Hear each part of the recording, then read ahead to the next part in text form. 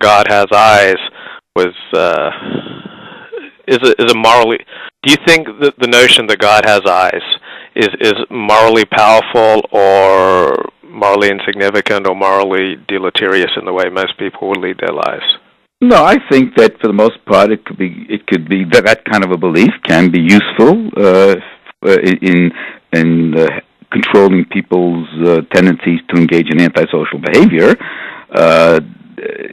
and that's where it often functions in traditional religions. That God is aware of what you're doing, and therefore you better be careful not to sin or commit a crime or whatever. So that's a functional. It could serve that function, but that doesn't make it necessarily that's not a convincing case for the truth of that affirmation. There doesn't be any evidence for it. Let's put it that way. I mean, if one looks at I see many people. I mean, it's not me. The Book of Job. I saw many people who are, God doesn't seem to be punishing the wicked and rewarding the righteous. If anything, it could often be the reverse. So I don't think that there's any empirical evidence for there being such a kind of a God.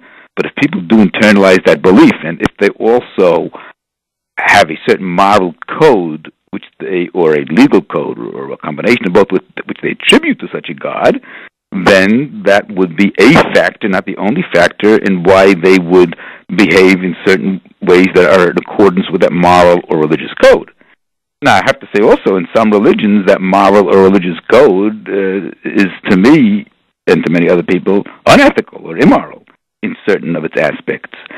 So, but I do agree that kind of a belief can function as a force in influencing the way people behave. Just a fact that the belief can function that way. Do you believe in right and wrong? I believe in right and wrong. Of course I believe in right and wrong. Now, the next question would really be, how do I know what's right? How do I know what's wrong? Correct. I don't believe in a revealed, let's say, Torah or Quran or New Testament. And I would say that again, I'm not a philosopher by training, so my answers are probably philosophically simplistic. But I can only answer you to the best of my knowledge and ability.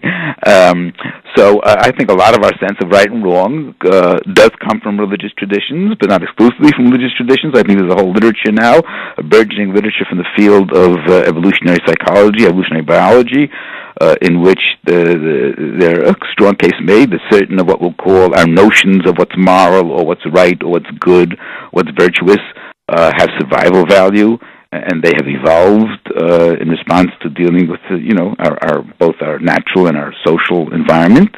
So there are biological roots to certain aspects of morality. There are clearly socio-cultural roots to it. There are very pragmatic reasons why we have to be socialized, that certain things are right and certain things are wrong, otherwise society would be anarchic and chaotic. So our notions of right and wrong come from a multiplicity of sources.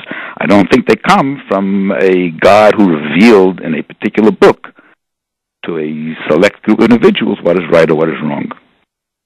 Would you agree, though, that without a transcendent source of morality, or we have our opinions on morality? Could you? I didn't. Yeah, I can. Yeah. So unless there's a transcendent source that is above me and above Hitler, Hitler would say that. I can't help using Hitler. We all use Hitler for these types of things. Hitler says murdering Jews is right. I say it's wrong. You say it's wrong. 99.9% of humanity say it's wrong, but it's still just individuals arguing. There's no transcendent source that we can point to determine the argument. So it's just opinion without a transcendent source that would trump my opinion and trump Hitler's opinion. I may have to agree with that. If I don't believe that there's a transcendent revelation, then I would have to agree that there have to be other groundings for a moral code, and not the appeal to the transcendent. And again, different religions have different notions of what the transcendent wants, and these are often incompatible with each other. So which view of the transcendent is the one that you would favor? I just rather make the case or the argument based upon, again, my rational understanding of reality, my experience, my general knowledge of society and history, is that we don't know, even if there is a transcendent being, we don't know what that transcendent being wants from us because he hasn't revealed it to us. We have to make do with whatever we have as human beings to come up with a moral and ethical code that will allow us to function in a way that leads to happiness, to the minimization of suffering in the world, to things that generally are considered virtues across many different religious and secular cultures. I'm assuming for the sake of discussion that you believe that same-sex love and marriage and same-sex sex is okay. Is okay? Yeah, it's okay for as long as the people who engage in it are adults who are not in any way harming anybody. Right. Yeah. How do you marriage? See, marriage is a legal term, so I don't know if unions or partnership. Yeah, no, maybe even marriage too, but that's another question. Which again, I'm not an expert on. The definition of marriage and yeah. I just use the example of love and expressions of love. Yeah, sure. So, just as an example, because someone who is a believer in the divinity of the Torah and the authority of the Orthodox tradition would have to disagree with you there if they were to be authentic to their tradition. So I'm curious, I'm just using this as an example to try to tease out how you determine right and wrong. How do you come to the notion that same-sex sex is okay between consenting adults? Again, I'm going to have to flip the question. I'm not trying to be, That's fine. I mean, the question is, why shouldn't it be? I mean, if two people love each other and they want to go to bed together and they're not harming anyone, why should I think that it's wrong? What is it different than a male and a female doing the same thing? Mm-hmm. So, how do you determine right and wrong? You use your rational faculties and what else? Well, I use my rational faculties. I use the way in which I was socialized by the culture, and I'm a product of multiple cultures, a lot of which seem to be, reasonable in terms of gauging how society should operate in a constructive, productive way. And as I say, also, I'm a product of evolution, like everybody else is.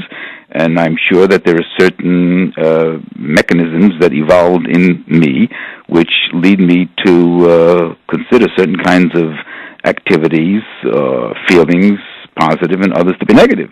Again, I have to be honest, my book is not making any kind of claim that it's not even dealing with the issue of, the origins or sources of morality. These are very important philosophical questions addressed by people in the field of moral philosophy and theologians as well.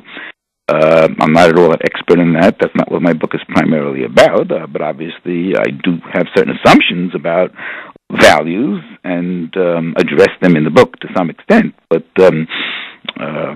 as I said, I can't. I have to go and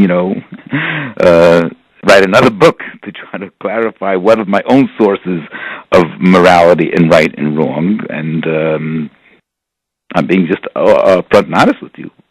That's I think right now. I just what I'm concerned about is where people make the claim that they know what God wants because it says so in their holy books. And therefore, not only do they want to live by that, but they feel that they want others to live by that, and they condemn others who don't live by that as being sinners. Have the right to think and feel that way if they want.